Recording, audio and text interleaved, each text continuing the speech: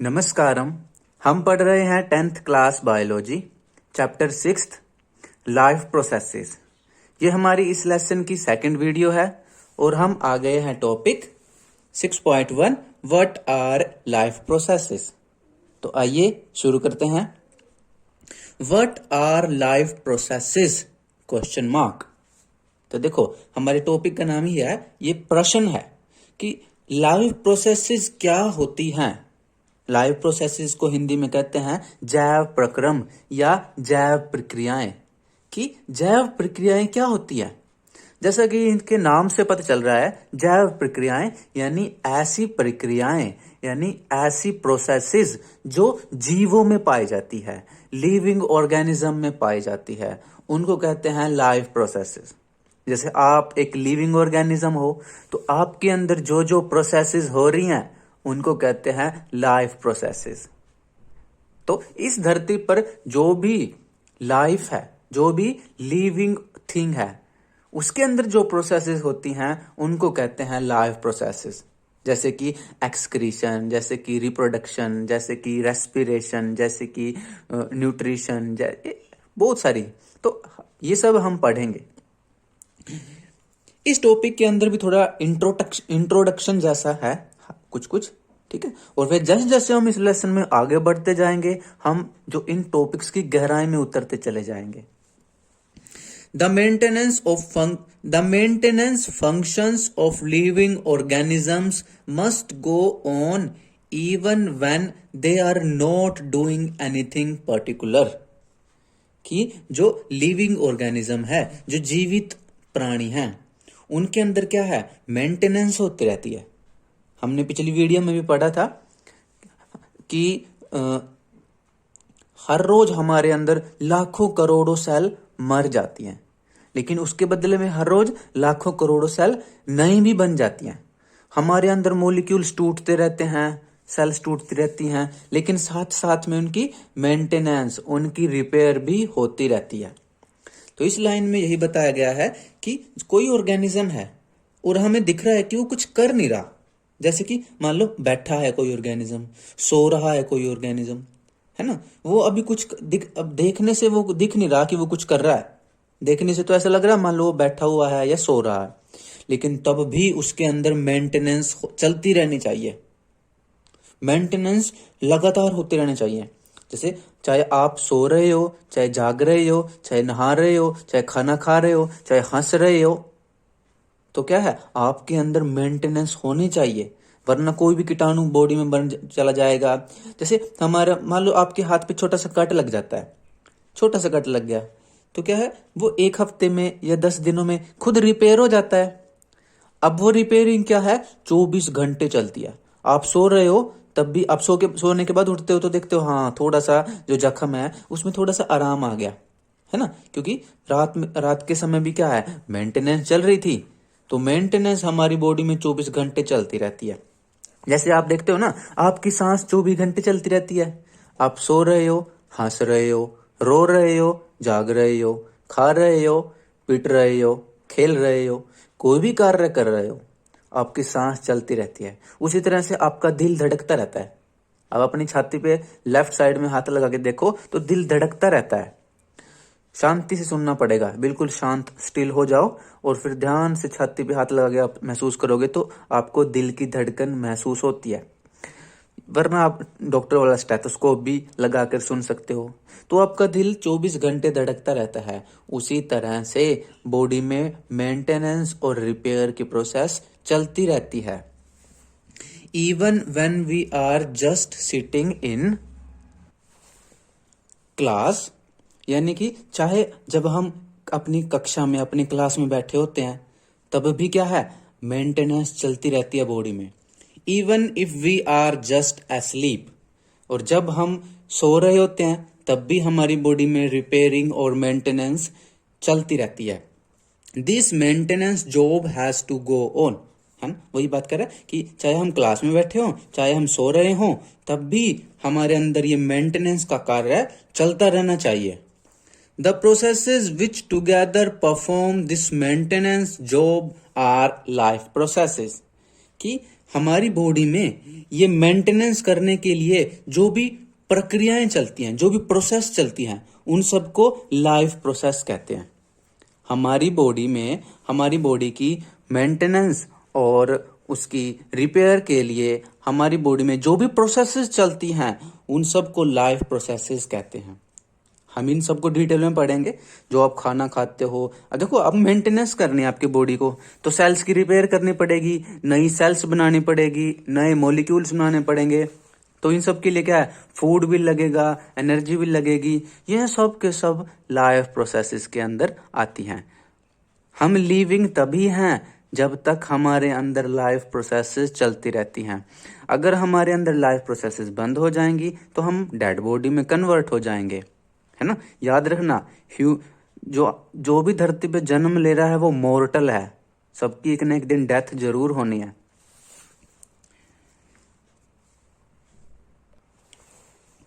Since these maintenance processes are needed to prevent damage and breakdown, क्योंकि ये जो maintenance process है body में, इसकी जरूरत क्यों होती है कि हमारी बॉडी में जो डैमेज हुआ है, जो ब्रेकडाउन, जो टूट फूट हो गई है, कहीं इंजरी हो गई है, कहीं कट लग गया है, ब्लीडिंग आ रही है, तो उन सब से बचने के लिए, उन सब डैमेज से, ब्रेकडाउन से बचाव करने के लिए मेंटेनेंस की जरूरत होती है। Energy is needed for them, और मेंटेनेंस करने के लिए एनर्जी की जरूरत होती है।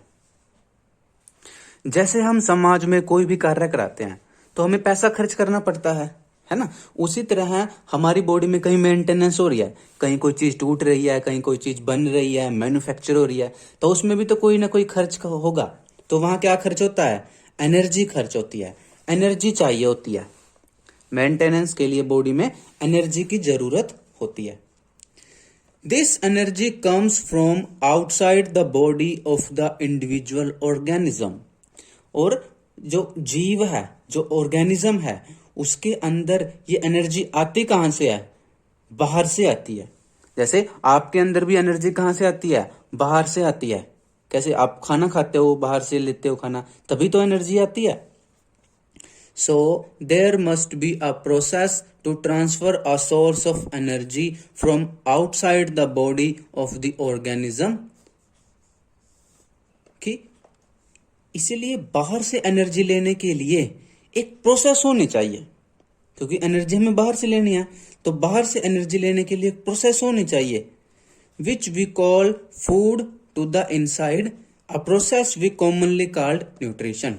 कि बाहर से हम अंदर क्या लेकर आते हैं, फूड लेकर आते हैं, है ना। बाहर से आप कुछ भी खा रहे हो, दूध पी रहे हो, जूस पी रहे हो, फ्रूट खा रहे हो, हरी सब्जियां खा रहे हो, दालें खा रहे हो, पनीर खा रहे हो, तो या आपकी अपनी पसंदीदा मिठाई खा रहे हो, तो बाहर से आप जो भी खाते हो एनर्जी के लिए, उसको क्या कहते हैं, फूड, भोजन। ठीक है, और हम भोजन बाहर से लेते हैं, बाहर से फूड लेते हैं, जिससे हमें एनर्जी मिलती है। इस प्रोसेस को बोलते हैं न्यूट्रिशन। इसको बोलते हैं न्यूट्रिशन, कि पोषण होना, न्यूट्रिशन लेना, पोषण, पालन पोषण करना अपनी बॉडी का। If the body size of the organisms is to grow, additional raw material will also be needed from the outside, कि अगर किसी ऑर्गेनिज्म को अपने शरीर का आकार बढ़ाना है, शरीर का साइज बढ़ाना है, तो क्या चाहिएगा उसको, बाहर से एनर्जी तो चाहिएगी, प्लस में रॉ मटेरियल भी चाहिएगा। जैसे एक घर बनाने की जरूरत होती है, उसमें ईंट, बजरी, सीमेंट, सरिया, है ना, रेत, ये सब, पानी, ये सब चीजें जरूरत होती है। उसी तरह बॉडी का अगर साइज बढ़ाना है आपको, जैसे आप जब जन्म लिया था आपने, आप कितने 2-3 किलो के थे, और आज आप 50 किलो के हो चुके हो। आपकी, जब आपने जन्म लिया था आपकी जो हाइट थी वो आधा फुट या 1 फुट थी, और अब आप 5 फीट के हो गए हो, कोई 5.5 फीट का हो गया, कोई 4.5 फीट का हो गया है।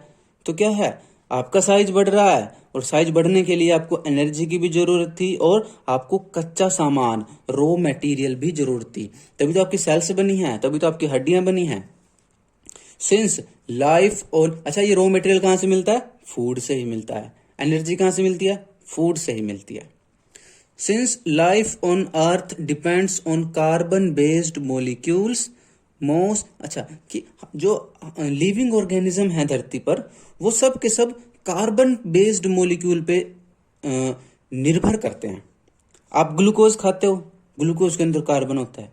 देखो कार्बन बहुत होता है, हमारे चारों तरफ कार्बन है, हमारे ऊपर कार्बन है, हमारे नीचे कार्बन है, हमारे आगे कार्बन है, हमारे पीछे कार्बन है, हमारे लेफ्ट में कार्बन है, हमारे राइट में कार्बन है, हमारे बाहर कार्बन है, हमारे अंदर कार्बन है। समझे? जैसे आप जो खाना खाते हो उसमें कार्बन होता है, आप जो कपड़े पहनते हो उसमें कार्बन होता है, आपकी बॉडी में कार्बन है, आपकी स्किन में, आपके हेयर्स में, आपके नेल्स में कार्बन है, आपके फ्रूट्स, मिल्क, जूस कार्बन है, आप साइकिल पे आ रहे हो कार्बन है, आपके पेन के अंदर कार्बन है, आपके कागज के अंदर कार्बन है। देखो ये जो हमारी बुक मैं ले रहा हूं एनसीईआरटी, और जो आप बुक पढ़ते हो उसका कागज भी क्या है? कार्बन से ही मिलकर बना है। हमारे चारों तरफ बहुत सारा कार्बन होता है। Most of these food sources are also carbon based, और इसलिए हम जो फूड खाते हैं उसमें काफी सारा कार्बन होता है, और वो कार्बन हमें कहां से मिलता है? फूड से ही मिलता है। Depending on the complexity of these carbon sources, different organisms can then use different kinds of nutritional processes. कि हमारे बाहर इन्वायरमेंट में काफी अलग अलग तरह के कार्बन है। देखो हवा में कार्बन डाइऑक्साइड है, लेकिन हम कार्बन डाइऑक्साइड तो खा तो थोड़ी सकते हैं, है ना। मिट्टी, कोयला होता है, कोयले में कार्बन होता है, लेकिन हम कार्बन नहीं खा सकते वहां से। हालांकि हमें कार्बन चाहिए, बट हम कोयला वाला कार्बन नहीं खा सकते। हम ग्लूकोज वाला, हम एप्पल वाला, है ना, हम बनाना वाला कार्बन खा सकते हैं, हम हरी सब्जियों वाला कार्बन खा सकते हैं। कार्बन तो बाहर बहुत है। अब आप ये कागज भी कार्बन है, अभी थोड़ी हम कागज ही खाने लगे। आपकी साइकिल की जो वो प्लास्टिक का टायर है, रबड़ का टायर है, उसमें कार्बन है, आप रबड़ थोड़ी खाओगे, है ना। आपके कपड़ों में कार्बन है, तो आप ये थोड़ी भी सुबह 4 पजामे खा गए आप वो चले गए स्कूल में, ऐसा तो नहीं होता। कि अलग अलग कार्बन सोर्स हैं दुनिया में, लेकिन हर ऑर्गेनिज्म अपने हिसाब से अलग अलग कार्बन खाता है। देखो अब गोबर है, गोबर में भी कार्बन होता है, लेकिन गोबर हम खा थोड़ी सकते हैं। गोबर कौन खाता है? माइक्रो ऑर्गेनिज्म, क्योंकि उनकी बॉडी उसी के अकॉर्डिंग काम करती है। हम अब फ्रूट है, एप्पल है, बनाना है, मैंगो है, मैंगो में क्या है? इन सब में क्या है? कार्बन है। तो लेकिन हम ये खा सकते हैं। अब शेर नहीं खाता मैंगो, शेर खाता है, मांस खाता है, तो वो बकरी का मांस खा लेता है, हिरन का मांस खा लेता है, या किसी दूसरे छोटे एनिमल का मांस खा लेता है। तो इस तरह अलग अलग ऑर्गेनिज्म जो हैं वो अलग अलग कार्बन सोर्स पर फीड करते हैं, ठीक है। और ये सब क्या होते हैं? कॉम्प्लेक्स होते हैं। The outside sources of energy could be quite varied, कि बाहर से जो हम एनर्जी का सोर्स लेते हैं वो अलग अलग हो सकते हैं। यही जो बात हमने करी, कोई गोबर खा रहा है, कोई फूड खा रहा है, फ्रूट खा रहा है, कोई हरी सब्जियां खा रहा है, कोई फ्लैश खा रहा है, मांस खा रहा है। तो अलग अलग जो है ऑर्गेनिज्म एनर्जी अलग अलग टाइप के फूड से लेते हैं। Since the environment is not under the control of the individual organism, क्योंकि जो इन्वायरमेंट है ना वो किसी एक ऑर्गेनिज्म के कंट्रोल में नहीं है। हम इन्वायरमेंट को कंट्रोल नहीं कर सकते, कोई भी एक ऑर्गेनिज्म इन्वायरमेंट को कंट्रोल नहीं कर सकता, क्योंकि इन्वायरमेंट करोड़ों ऑर्गेनिज्म की हेल्प से मिलकर बना है, लिविंग और नॉन लिविंग थिंग्स से मिलकर बना है। तो कोई भी एक ऑर्गेनिज्म जो है इन्वायरमेंट को कंट्रोल नहीं कर सकता। तो सब इन्वायरमेंट में अलग अलग टाइप का फूड प्रेजेंट है, तो सब अपने अपने पसंद के अकॉर्डिंगली जैसे जैसे उनकी बॉडी डाइजेस्ट कर सकती है वैसा वैसा फूड वो यूज करते हैं अपनी लाइफ को जीने के लिए। These sources of energy therefore need to be broken down or build up in the body. अब बाहर से जो हम फूड खाते हैं वो अलग अलग होता है। जैसे आप क्या खाते हो? आप फ्रूट भी खा लेते हो, आप रोटी भी खा लेते हो, ब्रेड भी खा लेते हो, मिल्क भी पी लेते हो, हरी सब्जियां भी खा लेते हो। अगर नॉन वेज खाते हैं तो आप एग्स और फ्लैश मांस भी खा लेते हो, ठीक है। तो मशरूम खा लेते हो, तो आप अलग अलग फूड खा लेते हो। तो आप क्या है? अलग अलग फूड खा लेते हो, लेकिन ये सारा फूड जो है आपकी बॉडी के अंदर जाकर डाइजेस्ट होना चाहिए, और डाइजेस्ट होकर के कुछ सिंपल मॉलिक्यूल्स में कन्वर्ट हो जाना चाहिए जो आपकी बॉडी यूज कर सके। and must be finally converted to a uniform source of energy that can be used for the various molecular movements needed for maintaining living structures। ठीक है, तो यहां तक पढ़ते हैं। कहता है कि अब बाहर से तो अलग अलग फूड खा रहे हो, आप दूध भी पी रहे हो, आप रोटी भी खा रहे हो, आप बनाना भी खा रहे हो, हैं, आप हरी सब्जियां भी खा रहे हो, अलग अलग चीजें खा रहे हो, और या आप मिठाई खा रहे हो, बर्फी खा रहे हो, बूंदी के लड्डू खा रहे हो, बेसन के लड्डू खा रहे हो, हैं, कौन सी मिठाई खाते हो आप, जलेबी खा रहे हो देसी घी की। तो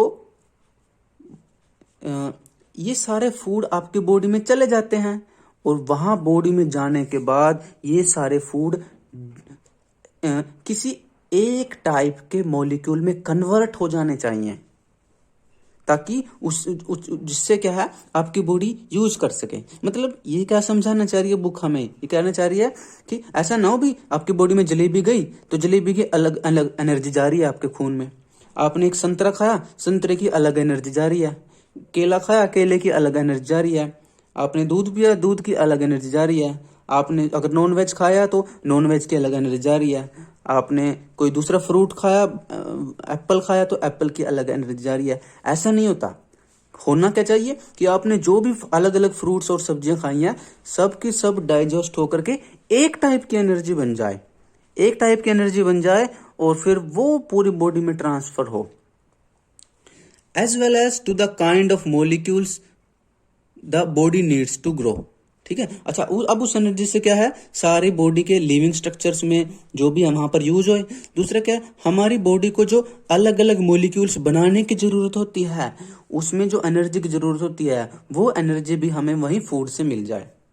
यानी कि आपने अलग अलग फूड खाया है, उससे एक टाइप की एनर्जी बन जाए, और वो एनर्जी सारी जरूरतों को पूरा कर दे। चाहे आपकी बॉडी में कोई मॉलिक्यूल बनना हो, चाहे आपकी बॉडी में कोई स्ट्रक्चर बनना हो, चाहे आपको चलने फिरने में एनर्जी यूज करनी हो, सब जगह एक ही टाइप की एनर्जी यूज हो। आगे हम करेंगे वैसे थोड़ा सा, अभी तो इंट्रोडक्शन चल रहा है कि क्या कौन सी टाइप की एनर्जी बनती है, क्या होता है ऐसे। For this a series of chemical reactions in the body are necessary.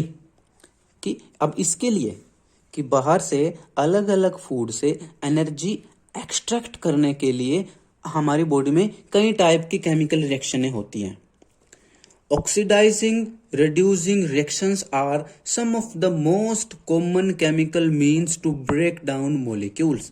कि हमारी बॉडी के अंदर मॉलिक्यूल्स के टूटने में कौन सी रिएक्शनें होती हैं, ऑक्सीडेशन और रिडक्शन रिएक्शनें होती हैं। देखो उसी को लिख रखा है, ऑक्सीडाइजिंग एंड रिड्यूसिंग। एक्चुअली कहता है ऑक्सीडाइजिंग है ऑक्सीडेशन रिएक्शन के लिए, और रिड्यूसिंग लिखा हुआ है रिडक्शन रिएक्शन के लिए। हमारे इसमें केमिस्ट्री में एक फर्स्ट चैप्टर है, शायद उसका नाम है केमिकल रिएक्शंस, ऐसा कुछ नाम है। वहां पर है ये सारी रिएक्शन है, ऑक्सीडेशन क्या है, रिडक्शन क्या है, वहां पर हम और डिटेल में पढ़ेंगे।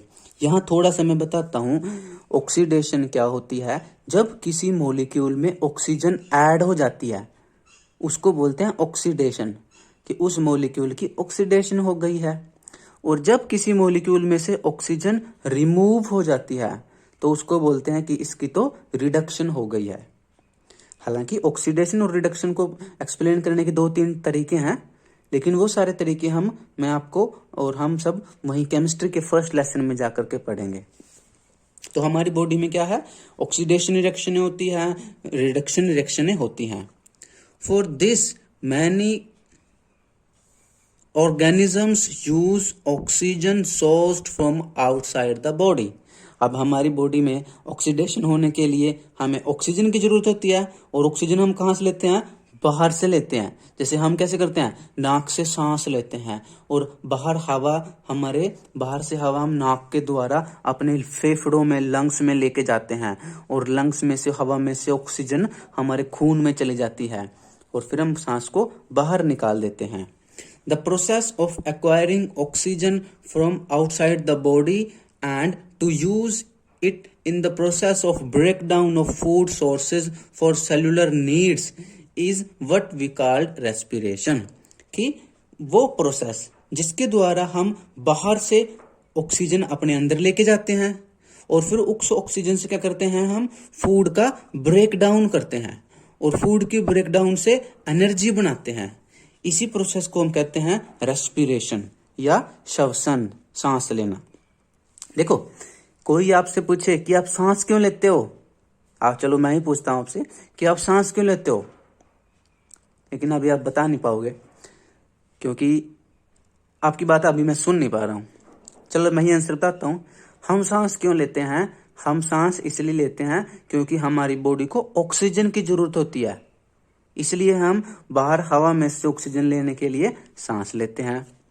फिर दूसरा प्रश्न उठता है कि हमारी बॉडी को ऑक्सीजन की जरूरत क्यों पड़ती है? तो इसका आंसर है कि हमारी बॉडी फूड एनर्जी लेने के लिए हम क्या करते हैं? फूड खाते हैं, लेकिन फूड से डायरेक्ट एनर्जी नहीं मिलती हमें। तो हमारी बॉडी फूड से एनर्जी बनाने के लिए उसको ऑक्सीजन की जरूरत होती है, इसलिए हम ऑक्सीजन लेते हैं। क्या करती है हमारी बॉडी? फूड का ऑक्सीडेशन कराती है, फूड की ऑक्सीडेशन कराती है, जिससे एनर्जी बनती है। अब ऑक्सीडेशन कराने के लिए हमें ऑक्सीजन की जरूरत होती है, इसलिए हम सांस लेते हैं। तो हम सांस लेते हैं ताकि हवा की ऑक्सीजन हमारे शरीर में जाए और हमारा शरीर और ऑक्सीजन की हेल्प से फूड की ऑक्सीडेशन कराए और हम एनर्जी बना सकें। इसी प्रोसेस को रेस्पिरेशन कहते हैं। रेस्पिरेशन में पूरा डिटेल में टॉपिक है, हम इसको डिटेल में भी पढ़ेंगे। In the case of a single-celled organism, no specific organs for taking in food, exchange of gases, or removal of waste may be needed because the entire surface of the organism is in contact with the environment. कि in the case of a single-celled organism, कि जो एक cell वाले जीव होते हैं, जैसे amoeba है, पैरामीशियम है ना, जो एक सेल वाले, लेशमैनिया है, एक सेल वाले जो यूनिसेलुलर ऑर्गेनिज्म होते हैं, उनके अंदर क्या है?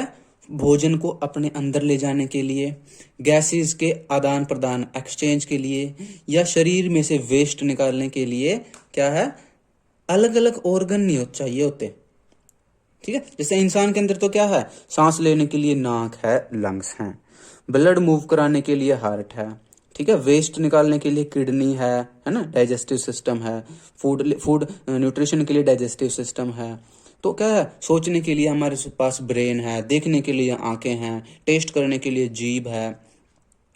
तो लेकिन जो सिंगल सेल्ड ऑर्गेनिज्म है, अब वो एक ही सेल से मिलकर बना है बेचारा। ठीक है, चलो बेचारा तो नहीं कहना चाहिए क्योंकि वो भी पावरफुल है। वो उसका सारा शरीर एक सेल से मिलकर बना है। अब एक सेल क्या ब्रेन बनाएगी, क्या लंग्स बनाएगी, क्या हड्डी बनाएगी, क्या किडनी बनाएगी, क्या नोज बनाएगी, क्या क्या बनाएगी वो? तो वो एक सेल क्या करती है? ऑर्गन तो नहीं बनाती, लेकिन वो एक सेल सारे काम खुद ही कर लेती है। ब्रेन का काम भी खुद कर लेती है, किडनीज वाला काम भी खुद कर लेती है, डाइजेस्टिव सिस्टम का काम भी खुद कर लेती है, लंग्स का काम भी खुद कर लेती है ना। जैसे होता है ना वन मैन आर्मी, तो वो क्या होती है? One cell army. ठीक है, एक सेल ही सारे काम करती है। ठीक है, अब उसको क्या है? उसको अलग अलग ऑर्गन की जरूरत नहीं होती क्योंकि उसका सारा सरफेस जो है वो इन्वायरमेंट के कांटेक्ट में होता है। ठीक है, जैसे कि क्या कहना चाह रहा है ये देखो, यहां से समझते हैं। जैसे कि कोई भी एक ऑर्गेनिज्म है, सिंगल सेल ऑर्गेनिज्म, मान लो ये एक सिंगल सेल वाला ऑर्गेनिज्म है। अब क्या कहता है? ये इसका न्यूक्लियस है। अब इसके अंदर मान लो वेस्ट बन रहा है। ये एक सेल क्या है? पानी वानी में होती है। ठीक है, तो क्या है? इन्वायरमेंट से कांटेक्ट में होती है, इन्वायरमेंट से कांटेक्ट में होती है, तो वेस्ट ये डायरेक्ट अपनी मेम्ब्रेन से बाहर निकाल देती है। इसको फूड लेना है, डायरेक्ट मेम्ब्रेन में से अंदर ले लेता है।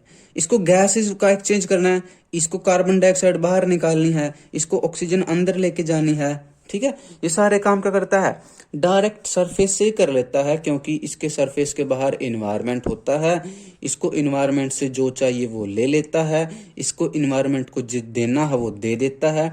इसको किडनी की, ब्रेन की बनाने की जरूरत नहीं है क्योंकि ये ऐसी पोजीशन में बना रखा है नेचर ने, क्योंकि इसके चारों तरफ सब कुछ बाहर है, तो ये अपने बॉडी के सरफेस से ही सारा कुछ काम कर लेता है। इसलिए इसको टिश्यू ऑर्गन बनाने की जरूरत नहीं है और ये बना भी नहीं सकता क्योंकि इसके पास सेल भी एक ही होती है।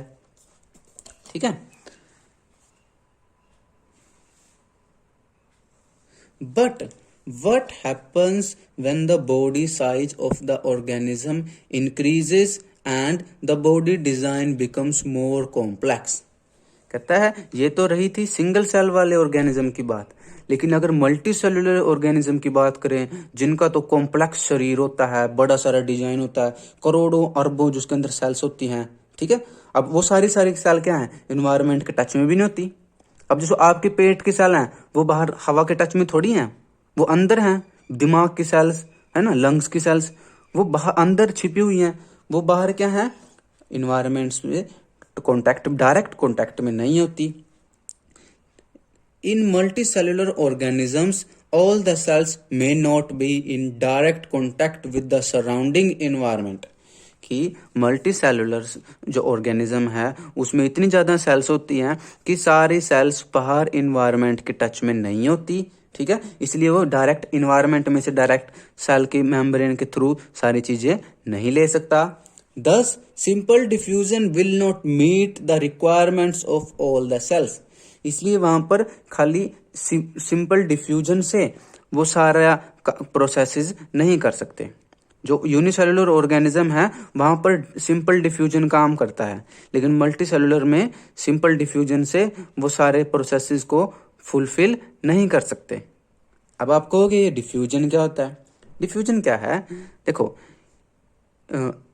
डिफ्यूजन होता है the movement of particles from higher concentration to lower concentration.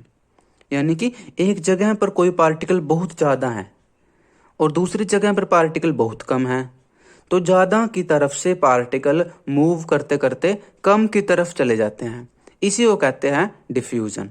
ठीक है, इसको यहां से समझो। देखो ये यूनिसेलुलर ऑर्गेनिज्म था, ठीक है। अब मान लो इसके अंदर क्या है, कार्बन डाइऑक्साइड बहुत ज्यादा बन गई, है ना, वेस्ट बन गया कार्बन डाइऑक्साइड, और बाहर कार्बन डाइऑक्साइड क्या है, कम थी। अंदर ज्यादा है बाहर कम है, तो क्या है, ज्यादा की तरफ से पार्टिकल कम की तरफ मूव कर जाएंगे,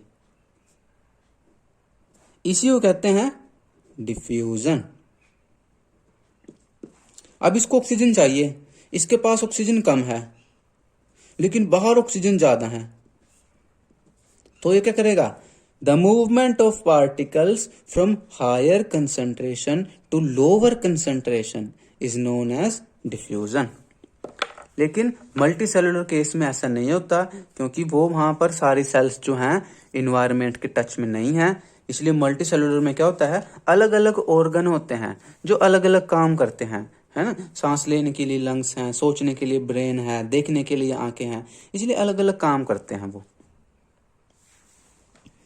We have seen previously how in multicellular organisms various body parts have specialized in the functions they perform। कि ये हम पहली क्लासेस में पढ़ चुके हैं, पिछली क्लासेस में, कि जो मल्टी सेलुलर ऑर्गेनिज्म होते हैं उनमें बॉडी के अंदर डिफरेंट डिफरेंट पार्ट्स होते हैं जो अलग अलग काम करते हैं, है ना। जैसे ब्रेन अलग काम करता है सोचने का, इस तरह से लंग्स अलग काम करते हैं गैसेस के एक्सचेंज का। We are familiar with the idea of these specialized tissues and with their organization in the body of the organism। कि हमें पता है कि बॉडी में कैसे स्पेशल टिश्यू होते हैं अलग अलग काम करने के लिए, और वो किस तरह ऑर्गेनाइज होते हैं, है ना। क्या करते हैं, वो टिश्यू ऑर्गन बनाते हैं, है ना, और ऑर्गन फिर ऑर्गन सिस्टम बनाते हैं, फिर ऑर्गन सिस्टम फिर बॉडी बनाता है। It is therefore not surprising that the uptake of food and of oxygen will also be the function of specialized tissues। इसलिए ये कोई हैरान करने वाली बात नहीं है कि जो मल्टी सेलुलर ऑर्गेनिज्म है उनके अंदर जो फूड लिया जाता है, जो वो खाना खाते हैं, उसके लिए भी उनके पास स्पेशल टिश्यू होता है। क्या होता है, माउथ, स्टमक, इंटेस्टाइन, ये सब हैं। और जो मल्टी सेलुलर ऑर्गेनिज्म ऑक्सीजन लेते हैं उसके लिए भी उनके पास स्पेशल टिश्यू होता है। क्या होता है, lungs, nose, trachea et cetera. However, this poses a problem since the food and oxygen are now taken up at one place in the body of the organism। कहता है यहां पर ना एक समस्या उत्पन्न हो जाती है कि ठीक है, जो ऑर्गेनिज्म है वो फूड खा रहा है, ऑक्सीजन ले रहा है, लेकिन वो कहाँ जा रही है? शरीर के एक हिस्से में जा रही है।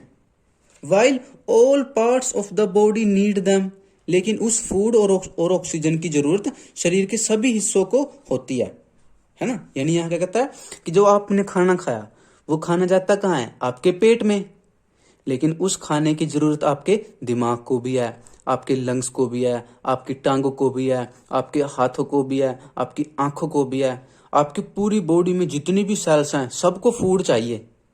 लेकिन आप फूड कहाँ खा रहे हो? पेट में है, तो आप दिमाग में तो पहुंचा नहीं रहे हो, तो वो वहां तक कैसे जाएगा? अब दिमाग को फूड चाहिए तो वो कैसे, पेट से फूड कैसे लेगा? और दूसरी तरफ आप सांस ले रहे हो, सांस लेने से ऑक्सीजन कहाँ गई? आपके फेफड़ों में, लंग्स में। लेकिन ऑक्सीजन की जरूरत भी क्या है? पूरी बॉडी को होती है, ब्रेन को है, ईयर्स को है, लिप्स को है, आपकी टंग को है, आपकी नोज को है, आपके टांगों को है, आपके लीवर को है, सबको है। ठीक है, और तो आप अंगुली की एक सेल्स है उसको भी है, सब सेल्स को ऑक्सीजन की जरूरत होती है। तो कहता है कि यहाँ एक समस्या पैदा होगी। अब एक जगह पे जो ऑक्सीजन पहुंची है वहां से अब सारी जगह में ऑक्सीजन को कैसे पहुंचाया जाए, कैसे डिलीवर किया जाए? This situation creates a need for a transportation system for carrying food and oxygen from one place to another in the body. ठीक है, इस समस्या का समाधान क्या है कि हमारी बॉडी में एक ट्रांसपोर्टेशन सिस्टम होना चाहिए।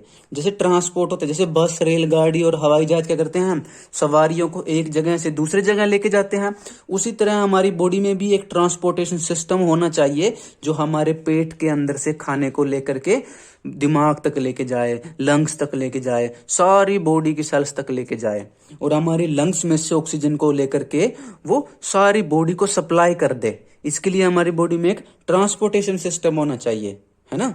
इसका क्या आंसर है? हमारी बॉडी में ब्लड होता है, हार्ट होता है, ये भी हम पढ़ेंगे, सर्कुलेटरी सिस्टम में पढ़ेंगे डिटेल में। ठीक है,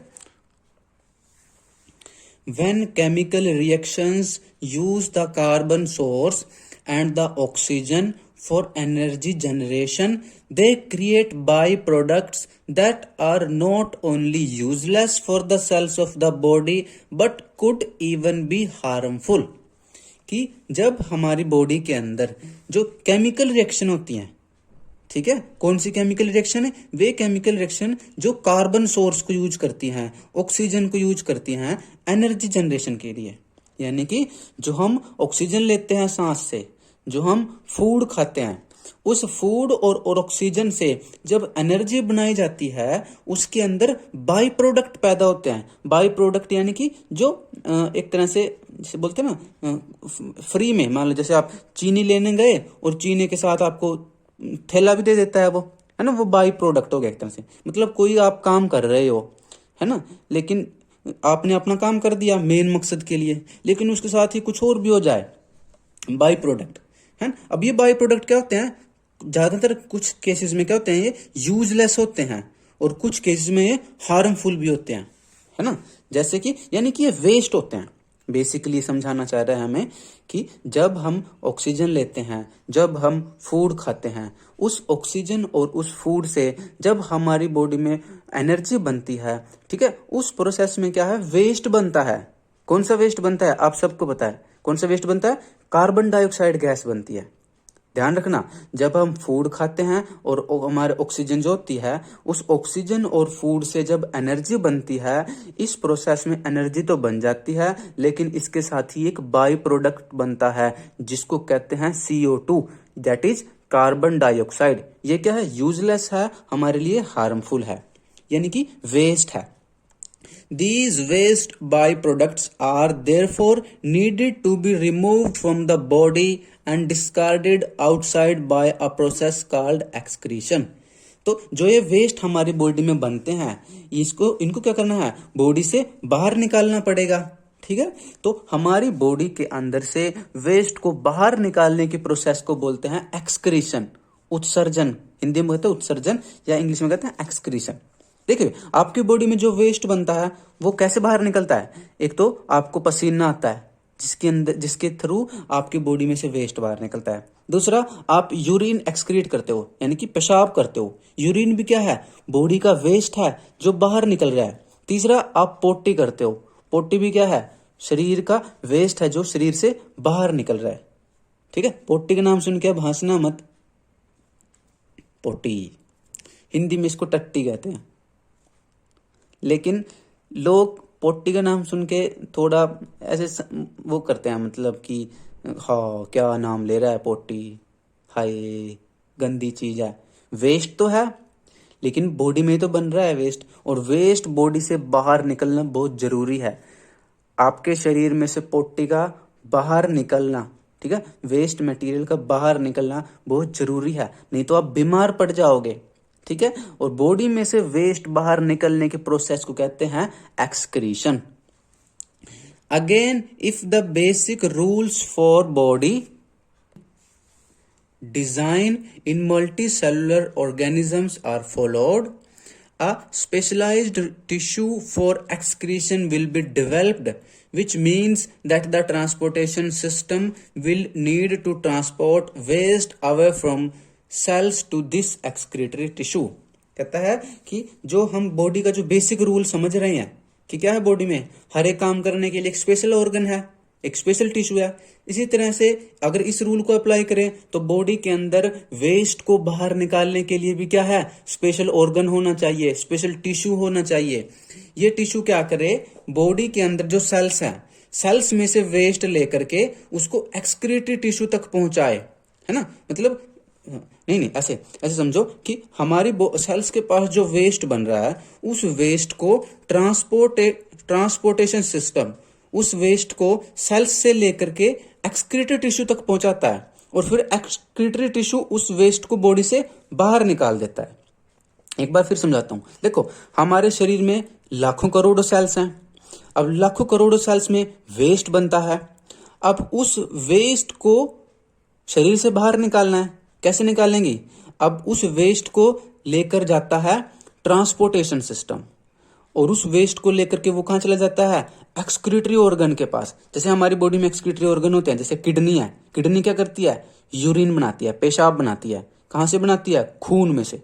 खून में से जितना भी वेस्ट मटेरियल है उस सब को छान के अलग कर देती है, उसी को पेशाब कहते हैं, जो बाहर निकाल दिया जाता है बॉडी से।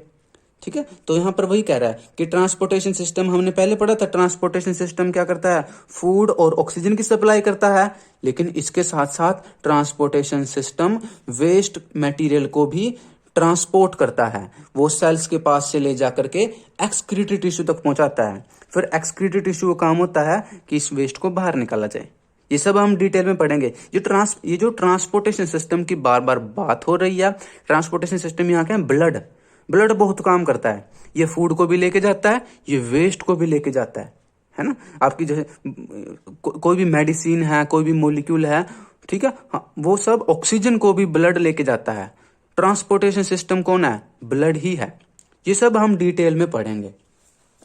Let us consider these various processes so essential to maintain life one by one। कहता है ये जो अलग अलग प्रोसेसेस हैं, जो जीवन के लिए, लाइफ के लिए बहुत ज्यादा जरूरी है, उनको अब हम एक करके डिटेल में पढ़ेंगे।